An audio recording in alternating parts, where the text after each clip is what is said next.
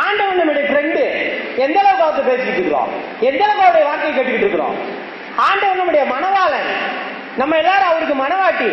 மணவாளன் மணவாட்டியும் தனியா உட்காந்து இல்லைன்னா அதுக்கு பேர் என்னது? மணவாள மணவாட்டியா, புருஷ மண்டாட்டியா? அது வாட்டுக்கு அந்த டிவியில அது ஓடுது, இது வாட்டுக்கு இந்த டிவியில இது ஓடுதுன்னு வாழ்றது வாழ்க்கையா? நாம் ஆண்டவரோடு தனிமையில அமர வேண்டும். நமக்கு பதிலாக இந்த காடியும் வச்சுட்டு இருக்கிற வேலையெல்லாம் வச்சுட்டு இருக்க கூடாது. வசனம் அது சொல்லட்டும், நல்லதுதான், நாம சொல்லணும். வசனம் அது படிக்கட்டும், நல்லதுதான், நாம படிக்கணும். பாட்டு அது பாடட்டும், நல்லதுதான், நாமளும் பாடணும். ஆண்டவரை துதிக்கணும்.